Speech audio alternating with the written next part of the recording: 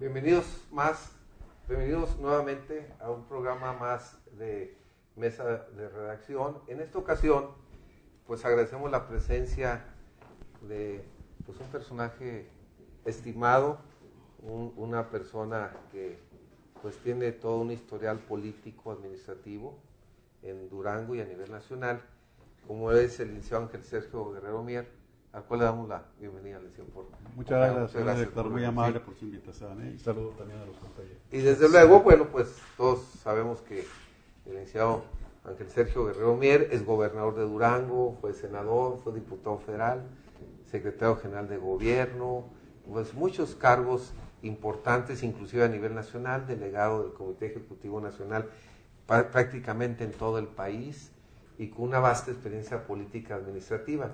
Y yo creo que pues nos va a ampliar, diría yo, quizás algún conocimiento sobre temas de relevancia, sobre todo del carácter político y administrativo. Y para llevar a cabo esta entrevista me acompañan mis compañeros del periódico Victoria, Mariano Cervantes, que es el jefe de información, y Gilberto Lastra, compañero también del periódico. Licenciado, comentándolo en la actualidad, pues que son las campañas políticas, que ahorita estamos en una intercampaña, ¿cómo se llama? Intercampaña, estamos un periodo de silencio y de receso aparente, y yo quisiera ver cuál es su visión en cuanto al desarrollo de las campañas, porque en el caso del PRI es muy clara su posición de decir, nosotros vamos a una campaña en propuesta. En el caso del PAN, pues yo creo que un poquito más de ataque a los priistas, y bueno, pues Andrés Manuel López Obrador, ya más o menos su visión en un panorama nacional en donde qué es lo que más va a redituar a los partidos, qué tipo de campaña pues puede ser más atractiva. Mire, yo creo que debe de ser, aunque allí después de lo que va a ser hay una cierta distancia, pero debe de ser una campaña de propuestas, pero de propuestas serias, de propuestas que sean factibles de realizarse en el nivel nacional, en el nivel presidencial, en un periodo sexenal. Porque a veces se incurre, y eso ha ocasionado pérdida de credibilidad de candidatos y de partidos, cuando se presentan proyectos muy ambiciosos, oferta política muy ambiciosa, no factible de llevarse a cabo de acuerdo con lo que es la realidad nacional. Creo que esa campaña de propuestas es la que mi partido ha iniciado con Enrique Peña Nieto de forma muy seria, muy bien meditada. Es lo que puede servir y debe ser la herramienta principal para convencer al electorado de votar por una opción política. Pero ¿a qué me refiero cuando a lo mejor está lejos de la realidad? Pues a que las cuestiones que se han presentado en los últimos procesos nacionales electorales, y creo que en este no es la excepción, es cuando las encuestas, que son ejercicios que se hacen de opinión pública, pero que no son definidos ni definitorios, sino que es como dicen acertadamente algunos comunicólogos, es una fotografía del momento que se está viviendo, ¿no? Y sobre todo cuando faltan todavía por realizarse las verdaderas campañas electorales, que es de abril, mayo y junio, donde va a haber pues definiciones, donde va a haber convencimientos, donde va a haber decepciones en relación con lo que cada partido representa y su respectiva oferta política, ¿no? Pero esto, como digo que es una fotografía, pues siempre cuando hay alguien que va arriba en las encuestas y que va por puntos muy significativos de ventaja, viene la descalificación. Se buscan las estrategias o los estrategas especialistas en la guerra sucia para empezar a atacar y minar el favor de las preferencias que lleva el que llaman puntero, ¿no? Creo que esto lamentablemente se ha empezado a ver ya en los prolegómenos de las campañas electorales, que en este momento, en estos tiempos, en este periodo, hay una impas por virtud de la prohibición de hacer o publicar spots o otro tipo de propaganda electoral, pero que puede reanudarse lamentablemente a partir del inicio de las campañas electorales, a partir del día 29 o 30 de marzo o 1 de abril. Porque hay unos, de hecho, casi todos los partidos dentro de la estrategia ya se considera las campañas negras, las famosas campañas de ataque, como parte en sí de una campaña. Ahí tenemos a Antonio Solá, el famoso español, ¿verdad? Que ya es asesor del PAN en este tipo de estrategia. Así es. Pero que ahuyenta al electorado, ¿no? Exactamente, fíjese, eso es una gran realidad. Ya la campaña sucia, la campaña negra, pues sirve más que nada, más que desacreditar, más que minar las ventajas de quien consideran adversario, causa decepción en el electorado y causa crítica. En un momento dado puede ser materia de cierta curiosidad, e inclusive hasta de cierta comentarios bromistas para alimentar otro tipo de cosas. Pero a la larga se revierte en contra de aquel que en lugar de hacer una propuesta se dedica a la descalificación, se dedica al ataque y a la crítica injustificada. Así es. Sí. Ahora, el PRI parece que en estos últimos tiempos remedia más rápido los errores. Ahora, a fondo, ¿usted cuáles consideran que pudieran ser los que les podrían afectar y cómo empezar a trabajarlos? Mire, yo creo que la decisión que está tomando, y lo sé porque me los han comentado algunas de las gentes que están allí cercanas a la campaña de Enrique Peña Nieto en México, es no caer en el garlito de ser contestatarios en relación con las críticas, ¿no? Sí precisar lo que son las ofertas, lo que es la propuesta y lo que es la personalidad de los candidatos, pero no pagar, como se dice, con la misma moneda, de descalificar a los candidatos adversarios. Creo que esa es una buena estrategia y creo que debe dar resultados. Ahora, para el interior del PRI, ¿cuáles son los errores que se han cometido en el pasado y cómo empezarlos a trabajar ahora? Pues yo creo que, mire, con base sobre todo en las lamentables experiencias que tuvimos en las elecciones de 2000 y de 2006, yo creo que las correcciones que se han dado y que se deben de dar también al desarrollo de la campaña es el tener, desde luego, candidatos muy transparentes. Candidatos con una trayectoria política, social o económica de relieve y que no sea expuesto a condenas ni a ataques que más que publicitarios pueden recurrirse a judicializar el proceso electoral, ¿no? Es decir, caer en acusaciones de tipo penal y todo eso, como ha pasado con los exgobernadores de Tamaulipas y ahora después con los exgobernadores de Baja California, que lo hizo el PRI, pero que a mí me parece que es un error después de transcurrir 15 o 20 años estar desenterrando fantasmas, ¿no? Entonces, yo creo que eso es fundamental y es básico para colaborar con mucha seriedad, con mucha responsabilidad y sobre todo acreditar que somos ya un partido serio, un partido responsable, que reconoce sus errores del pasado y que está en la disposición de no volver a cometerlos para seguir creciendo en el ánimo del electorado, ¿no? Sí, en comparación al 2006, el PRI va más unido. O sea, sí, cómo no, sí, cómo no. Mire, aunque se ha negado en muchos foros y con muchos actores, es evidente que en 2000 sí hubo división. Sí hubo división. El madracismo, que fue la corriente que participó contra la Bastida, aparentemente se disciplinó, ¿no? Pero no cayeron en votar en contra. Pero muchos actores, miles de actores, no votaron por el candidato de la Bastida. Ese fue ya un barrunto de división que sí nos perjudicó en la campaña. Además de que pues veníamos de unos periodos presidenciales anteriores que no fueron muy positivos para la nación, es la verdad, ¿no?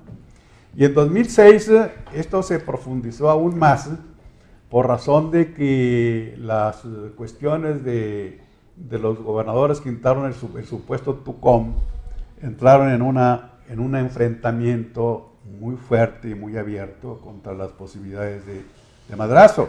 Hubo división, francamente esa división. Pero además hubo una inducción a un voto antagónico hacia Roberto Madrazo. Hubo colegas gobernadores de aquella época, priistas, que no promovieron el voto por madrazo. Se preocuparon por sus candidatos a senadores y a diputados, pero no impulsaron un proyecto político electoral que apoyara la campaña de Roberto Madrazo. Por eso se dice que hubo 7 u 8 exgobernadores priistas que bajo el influjo del Bester Gordillo votaron por Calderón. Propiciaron el voto por Calderón. Así es. Esa es la realidad. Sí, no me gusta hablar de mentiras, me gusta hablar de realidad. No, así es. Sí.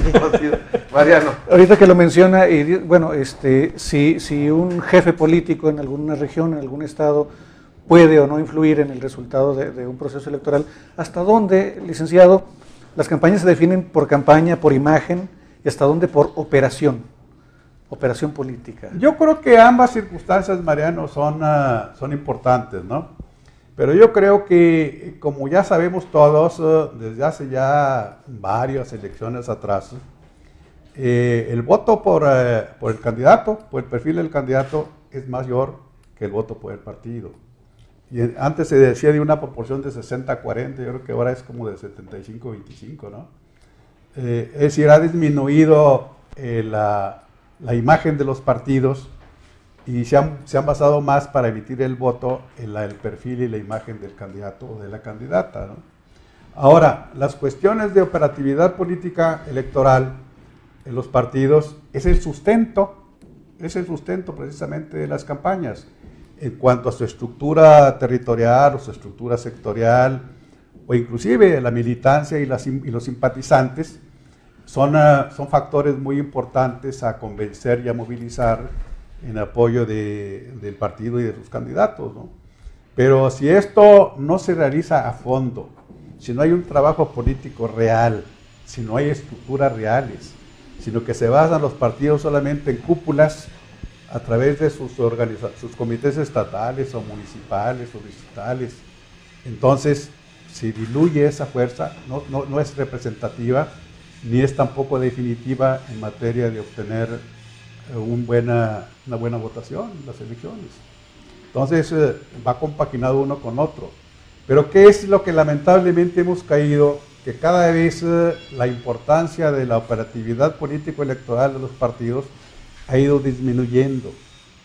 ¿Por falta de qué? Por falta de un trabajo político real, que no es el que se realiza solamente en la elección, que es el que se realiza todos los años, todos los días, todos los meses de los años anteriores, sobre todo los que están entre una elección y otra, sea local o federal, para fortalecer sus estructuras, fortalecer su militancia y llegar con una fuerza de apoyo, que no define una elección, pero que es la base de apoyo para lograr convencer al resto del electorado. Sí. No sé si coincida, licenciado, en programas pasados, nos decía también un exgobernador, en el caso de Ramírez Gamero, que los partidos, incluyendo al PRI, estaban perdiendo ideologías, que había un vacío ideológico. Sí. Y también nos decía un otro exgobernador, Maximiliano Silerio, que él pensaba que el PRI tiene que recobrar o recuperar la confianza que había perdido con el electorado, ¿no? No sé cuál será su visión. Pues yo creo que, yo comparto también esas opiniones, mire, porque está muy claro. Es cierto que en un partido se milita por convicción o por interés personal, ¿no? Pero la convicción siempre fue en el pasado la resiedumbre ideológica en la que descansaba la fuerza o el aglutinamiento en un partido político, sobre todo en el PRI. Y yo veo que las convicciones se han ido reduciendo tremendamente. Una Cheta Cárdenas, por decirlo. Por ejemplo, pues sí, de aquel tiempo, ¿no? Pero porque se sobrepone que el interés personal. Entonces, si no me haces candidato o candidata, me voy. Y si no me atiendes, me voy a otro. Entonces ya se convierte en una serie de saltibanquis que andan de partido en partido buscando solamente su proyección hacia una candidatura. Ese es el derrumbe de las convicciones ideológicas, ¿no? Entonces, los partidos, el mío inclusive, se ha descuidado el aspecto de las convicciones, seguro. Y ha descuidado otra cosa que es muy importante, que antes era una regla de oro, la carrera partidista. Ya no existe la carrera partidista. Ya se impulsan y se promueven candidaturas que no tienen ninguna trascendencia anterior en la vida del partido. Antes, pues lo hizo Ramírez de Gamero, lo hizo Silerio, lo hice yo también. Empezamos desde abajo. ¿Ya no hacen fila ahora? No, ya hacen fila. Llegan Empezamos en la fila juvenil hasta pegando propaganda, ¿no? Sí, un proceso. Y de allí al municipal, y de allí al estatal, y del Proceso. estatal al nacional. Un proceso muy largo, Un ¿no? proceso muy largo. Pues a mí me costó casi, bueno, verá, pues casi 40 años de mi vida el recorrer esa escalera de ascenso, Sí. de hacer méritos para tener posibilidades en el partido de cargos de elección popular. Y ahora pues de repente vemos que sale fulano de tal, y sale fulana. Y un brinco. Entonces la militancia también se desanima con eso. Sí. Viene un desánimo y por eso dice, bueno, si de eso se trata, pues yo por qué voy a hacer ese trabajo político si no es reconocido. Sí. Entonces esa es también una de las cuestiones difíciles que se afrontan en el partido. Muy bien. Sí. Oiga, ¿y estas carreras express qué tanto afectan las políticas públicas? Al final de cuentas uno llega, se hace la trayectoria política y se tiene experiencia. ¿Cómo considera usted los gobiernos en ese sentido de esta carrera express muy rápido? Pues mire, yo creo que la experiencia que se adquiere tanto en los cargos partidistas como en los cargos de elección popular, llámense diputaciones locales o federales o senadurías, o también en una carrera administrativa vinculada desde luego con la ideología de un partido, es importante. Esas experiencias son invaluables, no se adquieren más que viviéndolas, más que practicándolas, ¿no? más que experimentando, aprendiendo todas las circunstancias que se deben de considerar y ponderar para cuando se llega a ejercer un cargo importante, como una gobernatura, por ejemplo. Sí. Bueno, nos preguntan, licenciado, que si usted fue el que inició la carretera Durango-Mazatlán, Sí, cómo no. el proyecto. Sí, en mi gobierno la iniciamos aún con la oposición del presidente Fox en aquel entonces, recuerdo. ¿no? Pero mire, seguimos una estrategia muy interesante con el apoyo de los gobernadores desde Sonora, Sinaloa, Chihuahua, Coahuila, Tamaulipas, de analizar todos los proyectos que cada estado contemplaba y reunirnos con una oficina de planeación que después fracasó, pero que integró Fox en un principio para determinar obras prioritarias. Entonces, muchos de ellos, por ejemplo, los de la Cuenca del Pacífico, desde Baja California hasta Sinaloa, sacrificaron un proyecto que se llamaba la escalera náutica. Muy importante, muy interesante, ¿no? Que suponía también miles de millones de pesos, ¿no? El gobernador de Sinaloa en aquel entonces, su prioridad era la carretera de Culiacán a Parral para conectarse con la Panamericana. En los gobernadores de Tamaulipas y de Coahuila, bueno, Coahuila más bien Tamaulipas y Nuevo León, aspiraban a una carretera que le llamaban la autopista del Golfo, que bajara desde Matamoros hasta Veracruz. Entonces se analizaron, se comentaron, se discutieron y determinaron que la prioridad, por las razones que nosotros presentamos, era indudablemente la Durango-Mazatlán y que indirectamente beneficiaba a todos, ¿no? Tanto del Golfo perdón, como del Pacífico. Y así se definió que ese era el aspecto prioritario. Pero todavía batallamos muchísimo con Fox, ¿no? Le ponía muchos peros a las obras de los gobiernos priistas, ¿no? La impulsamos, se aprobó por ellos, se aprobó por el propio Fox, pero entonces nos salió la SCT con que teníamos que poner el 50%. Inusitado, porque en la vida del país todas las carreteras federales se construyeron con recursos federales. Entonces dije, bueno, vamos a hacer el esfuerzo. Primera etapa, ¿cuánto nos toca? Pues 550 millones de pesos. La etapa de los primeros kilómetros rumbo a Otinapa, ¿no?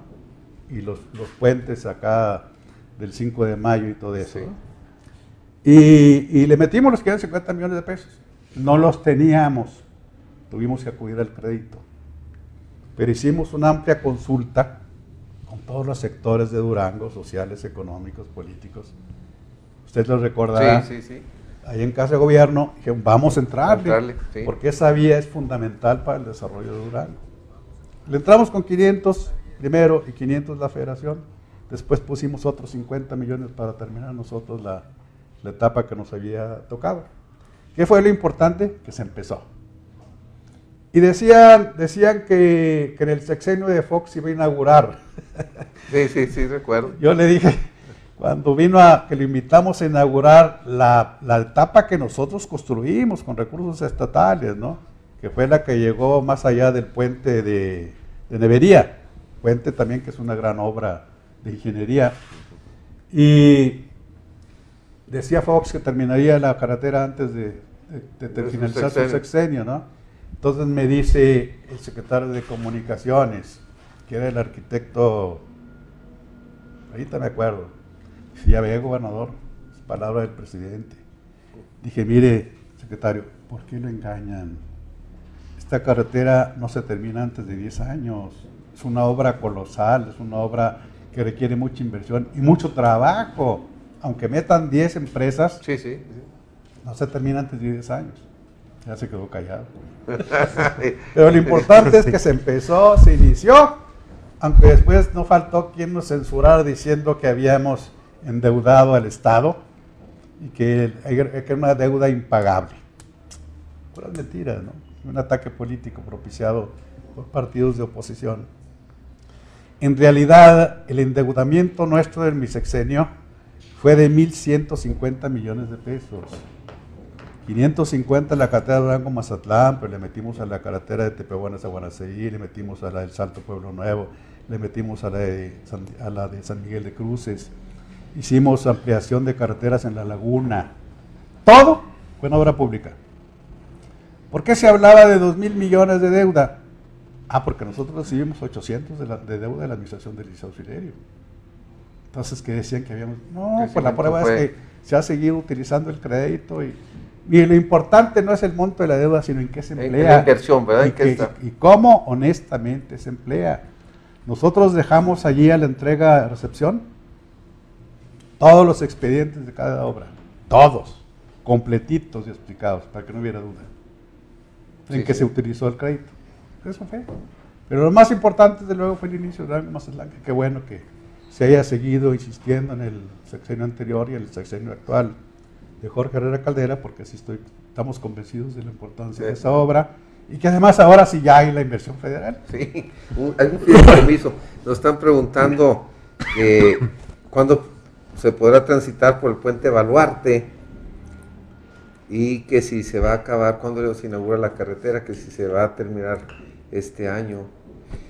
Híjole, yo aunque se menciona con insistencia que se dice termine este año, nosotros hicimos un recorrido físico de 20, ¿qué hicimos? Como 12 horas, sí. Trayendo punto por punto con 5 ingenieros de aquí de Durango y consideraron que no se va a terminar al 100%, al 100%. Entonces, bueno, pues ahí va, vamos a ver, esperemos que sí, ¿verdad?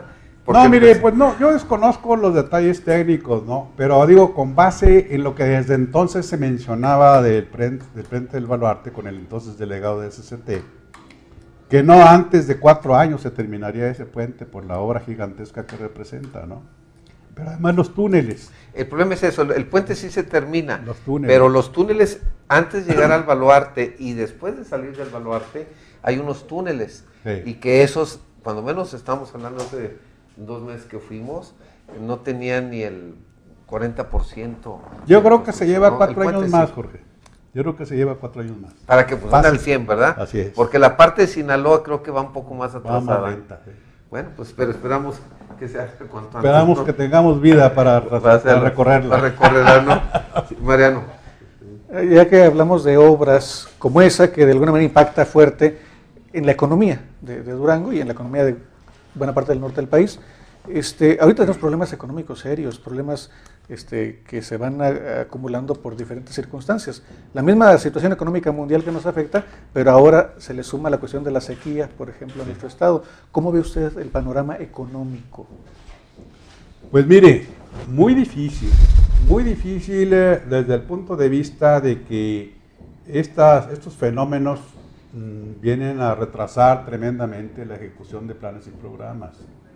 Y por ende que requieren la canalización de recursos que en parte están programados, pero que en mucha parte no están programados y que es necesario acudir a otros rubros presupuestales para poderlos atender. Hemos vivido un 2011 tremendo, estamos viviendo un 2012 peor. Y de aquí a que veamos para mayo, junio, julio, si tenemos lluvias o no tenemos lluvias, aunque tengamos lluvias, de aquí a agosto, septiembre, va a seguir un problema económico tremendo de carestía, de hambre, en los medios no solamente rurales, también los medios urbanos de Durango. Pero aún esperando que si no hay ese periodo de lluvias, que algunos meteorólogos nos están alarmando más, de que este año va a ser más difícil que el anterior, pues el panorama es aterrador, ¿no? ¿Qué soluciones puede haber? Pues las únicas soluciones prácticas son el buscar llevarle los elementos básicos de alimentación a las gentes. Pero ¿cuánto va a costar y cuánto se requiere para eso? Pero cuando menos eso hay que hacer. Se está haciendo y yo creo que es el único recurso que queda. Pero paralelamente con ello, generar fuentes de empleo. Generar mayores fuentes de empleo es un requerimiento sine qua non para poder aliviar en algo la situación económica de las gentes, de las familias. Y de acuerdo a la estadística, seguimos tirando el 50% del agua que extraemos. Así es. Tanto para 50%. Entonces, es un desperdicio de veras alarmante, yo creo que hasta criminal, ¿no? ¿Cómo desaprovechamos el escaso recurso acuífero que tenemos? Hasta ahora esperamos que le demos un buen valor, ¿no? Sí. Pues bueno, nos preguntan que la CONAGUA, usted fue de los fundadores, ¿no? De la CONAGUA, yo recuerdo que lograron ahí primero una asociación o sociedad de gobernadores, ¿no? Y fue de puros priistas y luego fue creciendo, ¿no? Se fue ampliando, ¿no?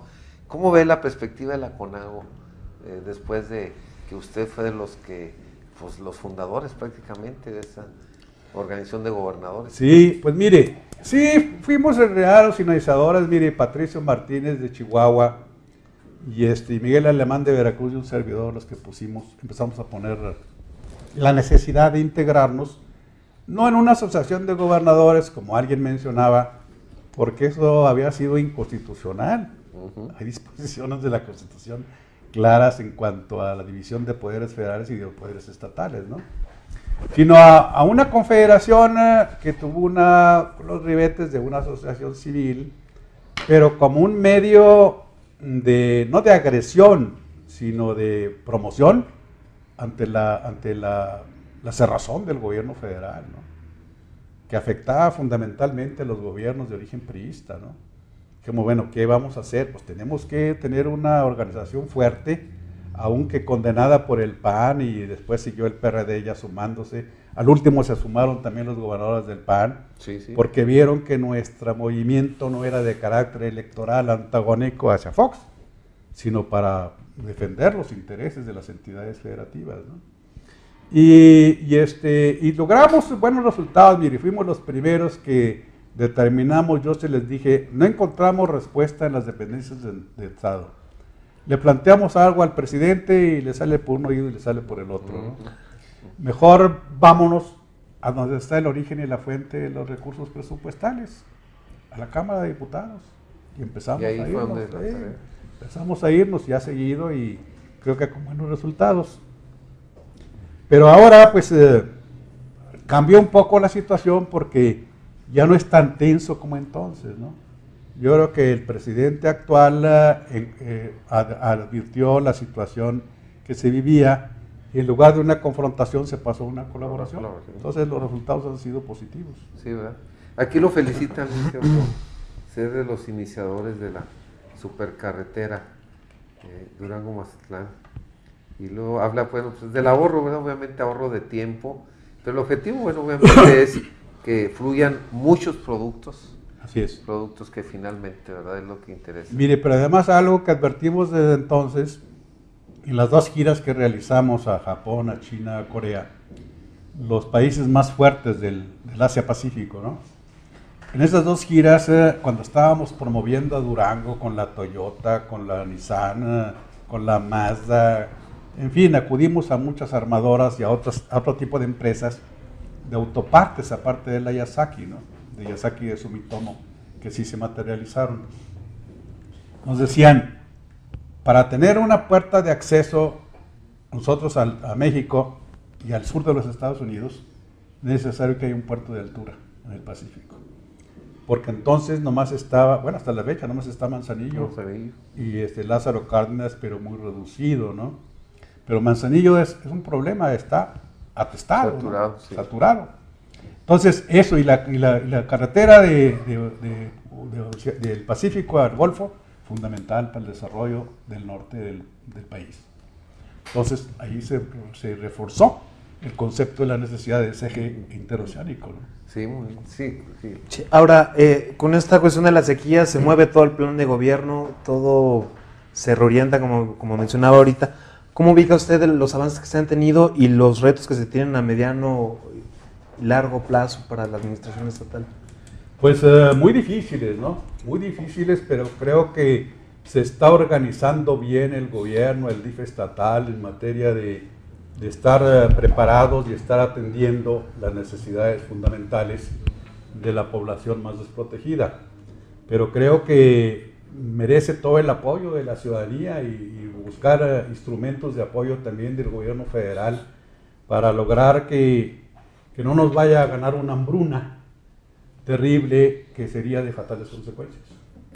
¿Pero cree que afectaría el plan de gobierno que se tiene? ¿Cómo ubica usted los avances que se tienen hasta el Yo momento? creo que no en lo trascendente, Okay. pero sí en la necesidad de conseguir mayores recursos como una prioridad que ahorita se impone a todas las demás necesidades de desarrollo del Estado.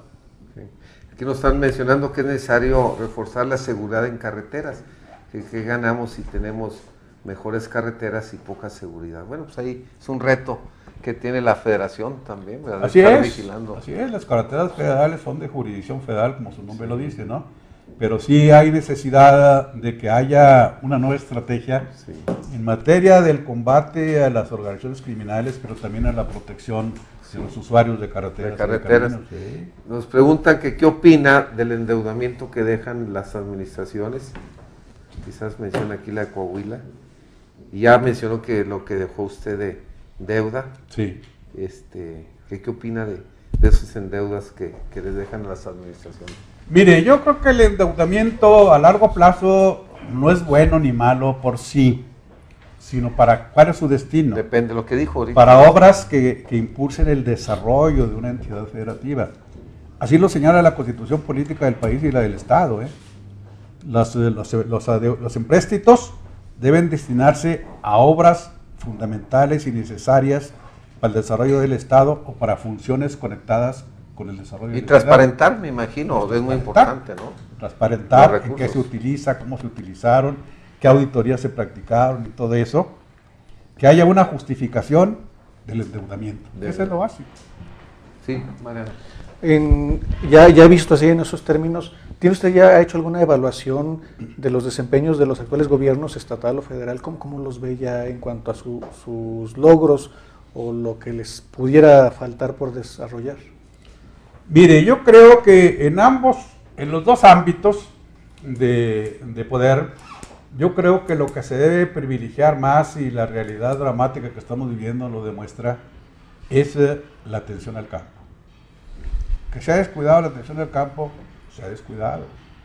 No solamente la cuestión de los apoyos o subsidios de tipo Procampo, sino de los programas de Alianza para el Campo y demás, porque se han desnaturalizado. El Procampo, ¿sabe para qué lo utilizan nuestros pobres campesinos? Para comer. Cuando era un subsidio para sembrar y luego se convirtió en un subsidio para comercializar, y total se perdió el propósito y el destino. Y los programas de Alianza para el Campo, bueno, a mí nunca me hicieron caso, ¿no? Ni siquiera la administración priista de Ernesto Zedillo. Las alianzas para el campo deben de tener otras reglas de operación. Porque para el programa, por ejemplo, que pusimos en marcha de reconversión productiva, pues como tienen que aportar algo para recibir el subsidio, pues los pobres ejidatarios no pueden aportar. Entonces solamente fue la pequeña propiedad y algunas comunidades las que aprovecharon los subsidios en los que también aportó el gobierno del Estado, no nomás el gobierno federal. El paripazo ese era tremendo, era casi de 60-40. Entonces, eso, se descuidó, no se atendió nuestros programas, y el otro día lo platicábamos con el gobernador Herrera Caldera. Es un programa de 25 años. En un sexenio, en 2 sexenios no se puede hacer, no se puede tener logros significativos. Lo mismo que el programa forestal. El programa forestal, pues Durango aportaba 150,000 pesos al programa forestal y aportaba 2 millones de pesos la federación. Nosotros lo subimos de septiembre a diciembre del año que todavía posición del 98 a 100 millones. 60 la federación y 40 el Estado. Y de ahí para el Real nos agarramos cada vez con mayor presupuesto. La seguridad pública estaba pendiente todo lo del 98. Nos ayudó mucho Paco Labastida, donde luego le entramos, aportando nosotros también, me parece que era el 30% y 70% la federación. Y por eso pudimos hacer los edificios de las procuradurías y lo de Lerdo Gómez Palacio, el de seguridad pública del Gómez Palacio, el de la cárcel para, bueno, el cerezo para menores en Gómez Palacio, la ampliación de los 2 cerezos de aquí de Durango, la construcción del de Guadalupe Victoria, los cerezos regionales del Salto y de Santiago Pasquero. Eso es, y sobre todo el dotar de mucho armamento y vehículos y capacitación a las policías estatales. Entonces, eso con todos los demás programas, pero sobre todo, es lo que me preguntaba, el álgido es el campo. No es suficiente tratar de dar imágenes de mucho trabajo y de mucha obra pública con las obras de relumbrón en las ciudades, que en muchos estados del país se ha caído en eso, sino buscar aquellas obras que en realidad beneficien en materia de caminos, de agua potable, de drenaje, de centros de salud y sobre todo de mayores apoyos al campo, como significaba la reconversión productiva. Oye, estas tierras no te dan nada cada año, nomás las siembras para recibir los miserables apoyos del Procampo. Y así lo hacían los campesinos, ya se ven que no iban a levantar nada. Tierras semidesérticas, ¿no? Dice, pero tengo 7 hectáreas y si me dan 700 pesos por hectárea, pues voy a tener 4,900 pesos y me va a servir para comer algo varios meses, ¿no? Entonces, de naturalización de eso. Entonces, seguirá desde luego. ¿Qué contemplaba este programa? Estas tierras no son de agricultura, ¿eh? Es más, ni siquiera son de ganadería. Vamos a buscar otro provecho con la propia naturaleza del desierto. Los terrenos forestales, oye, estos terrenos son para la producción de árboles, para cuidar los árboles, para aprovecharlos, pero también para el cuidado del medio ambiente. No me estés desforestando para dedicar tierras al cultivo o a la ganadería. Este es terreno forestal. De eso se trataba. Y los terrenos de temporal para los terrenos de riego, pues bueno, los distritos de riego fortalecerlos porque pues, esos tienen asegurada la cosecha prácticamente, salvo alguna calamidad. Los terrenos de temporal, buscar cultivos resistentes a la falta de agua, no solamente dedicarlo al monocultivo del frijol o del maíz, sino buscar cultivos alternativos. Y la ganadería, pues todos los terrenos de temporal que tienen vocación ganadera, fortalecerlos con los aguajes, con los bordos, con todas las obras para retener el agua que cayera, ¿no? Y desde luego la mejoría genética del ganado. Esos son los programas de explotación productiva. Si se abandonan y hay una calamidad como esta, que nosotros también la tuvimos 2 años, la tuvimos en el 90 y en el 91, una sequía tremenda, donde las presas llegaron al 30%. Y donde sacamos lo de las antenas y le buscamos bombardeo. El bombardeo ni lo iniciamos porque nos decepcionó.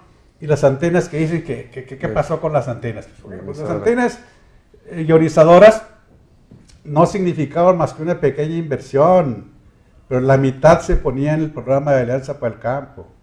$1,000,000 por cada antena.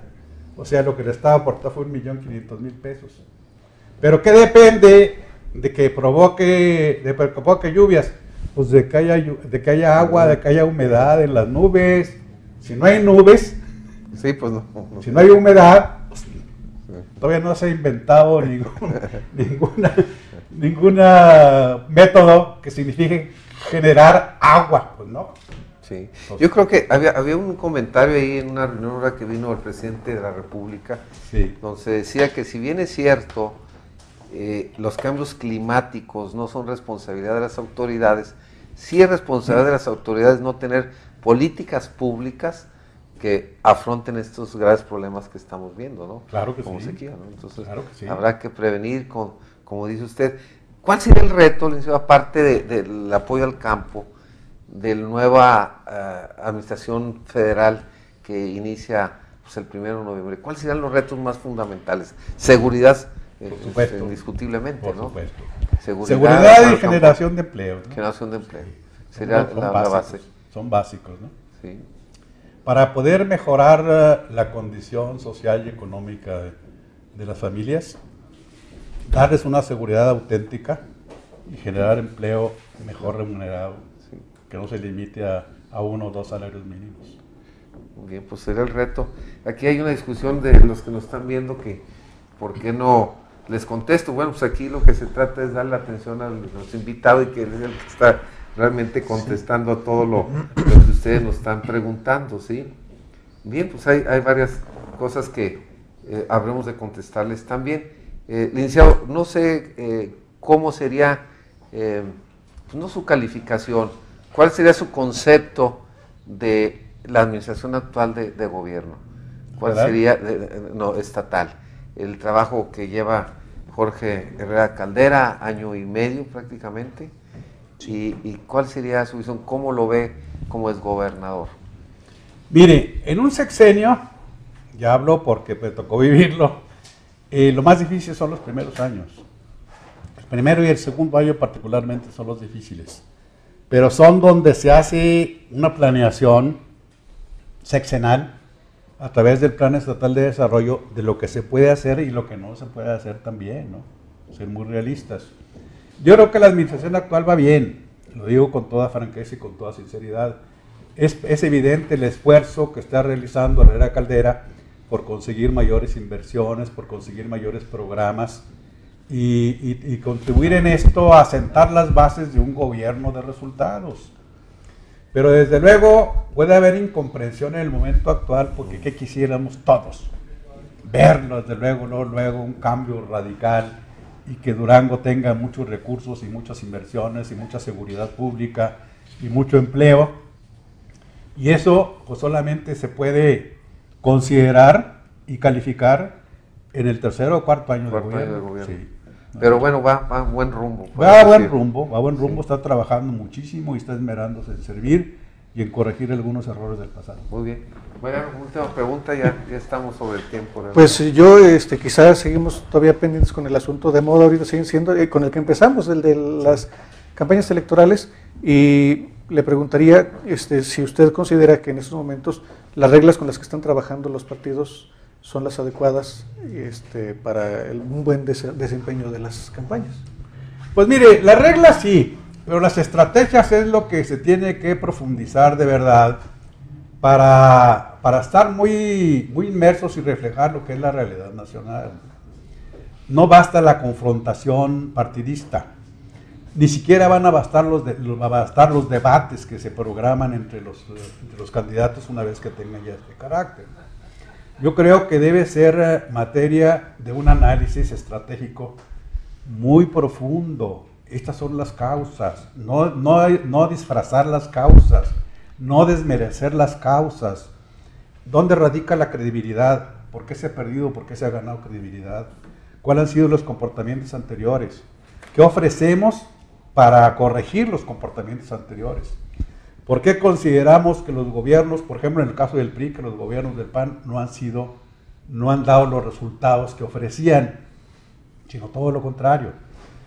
¿Cuáles fueron nuestros errores del pasado para no cometerlos y desde ahora asegurar de que no se van a cometer?